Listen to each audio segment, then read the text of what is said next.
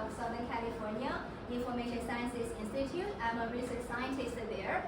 So this time, on behalf of my amazing collaborators, I'll be presenting CAREForMe. This is a new idea track paper, so I really welcome all kinds of feedback as a new idea.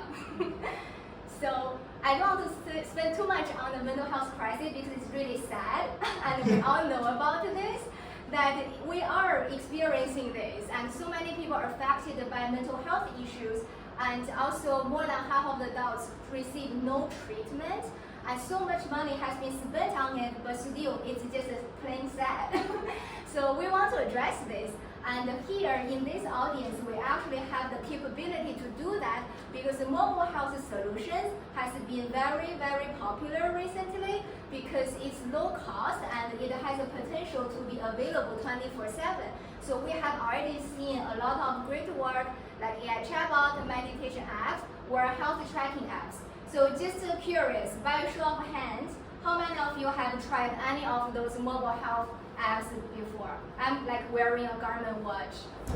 Great. Yeah, it's super popular, right? So how many of you found it solved all your mental health issues and you are happy ever after?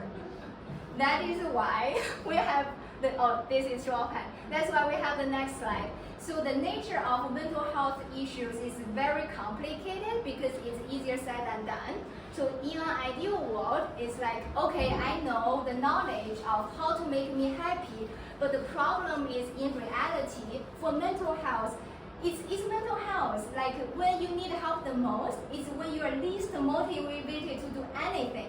And here I give an example. I know, okay, I should take a breath. What if I'm having a panic attack when I'm talking? I'm not, but if I'm having that, it's really hard to do on spot. Then you will be very hard on yourself to think, oh, I'm a loser. I couldn't even take a deep breath, or I couldn't even think of one thing that I'm grateful for.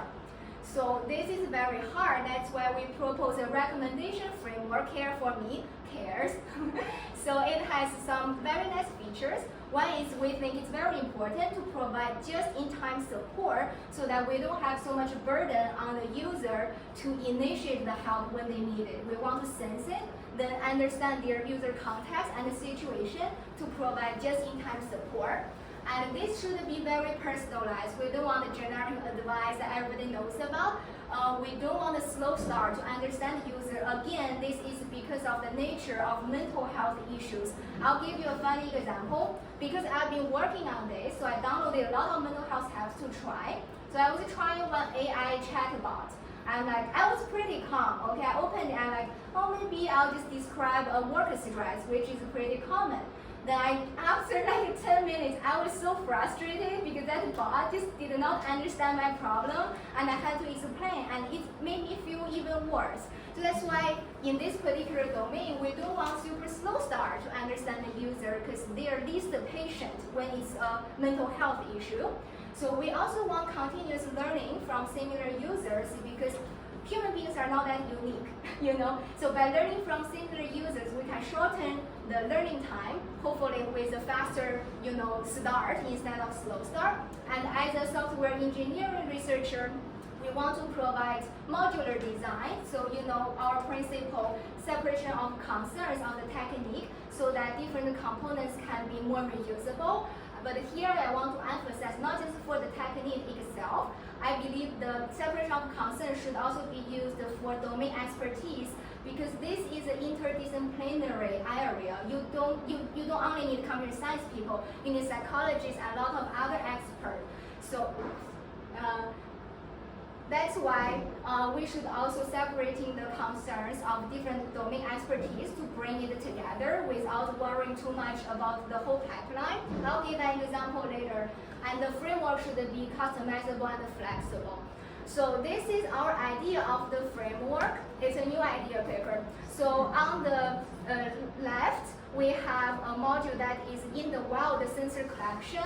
We basically did literature review and categorize different categories of the sensors. This just means, okay, what data we can collect to understand the user. And in the wild, because we believe mental health should be 24/7 support instead of like only in the lab, which is most of the work is done for like stress tests and stuff. That's why you don't see fMRI or things like that.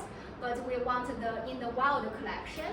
And also, this pink one is a new component we introduced because we believe in different situations we should use different sensors to build a model to predict the user's mental state, such as when I'm sitting on my computer, maybe an eye tracker can give me a lot more richer information than my watch because I'm literally just sitting still, right? So we should consider the sensor feature selection as well to detect the user's context and the mood.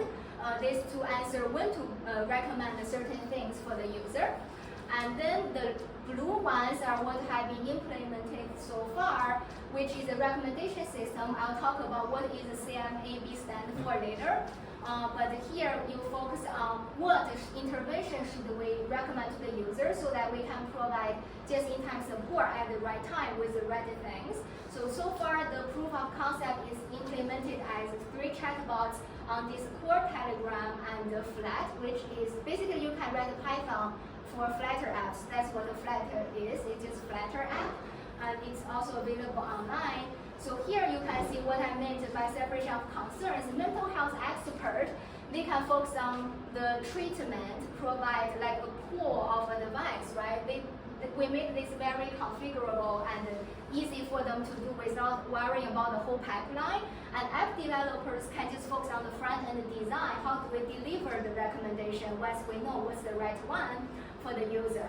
So then, other researchers focus on when to recommend, what to recommend, and what sensor to use, all those things in their particular part. So this is what underlying technique we use called the CMAB. What it is, it's an octopus. So this comes from the domain of when you're in a casino, you want to know which slot machine can give you the biggest chance to win. And you have zero knowledge about the probability of each machine. You just try. With gathering enough information, you will get a sense of what is better. This is the underlying idea, which is actually used very successfully in different domains such as recommending ads for you, but not in mental health particularly. So we really want to use this technique because there's no need to know which machine works better. So in the mental health domain, it means no need to know which treatment works better for you in the beginning, but you could just explore this, and based on user feedback, we will learn better and better over time. So why do we use it? Why do we choose this technique? It's an AI technique with continuously learning, as I mentioned. No, it's not LLM. I want to say that. And no, it's not ChatGPT.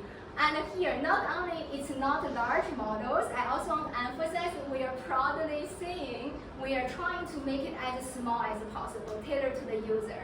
And this is because in the beginning, mental health, you spend so much money, but so many people cannot afford it.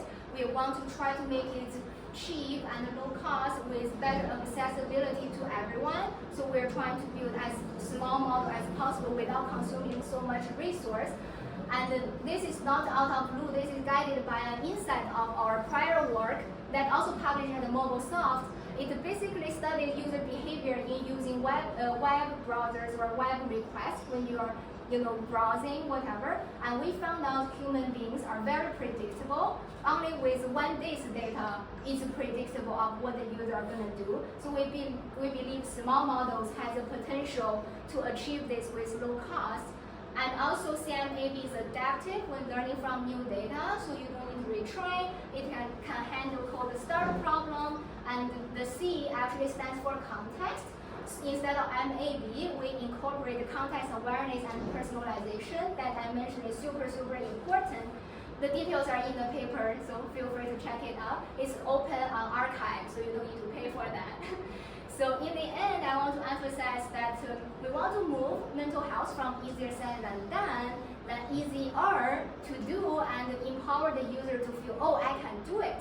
For example, when you're at home, you are meditating and we encourage you, this is great, right? This will help you to maintain your cool when stressful situation happens.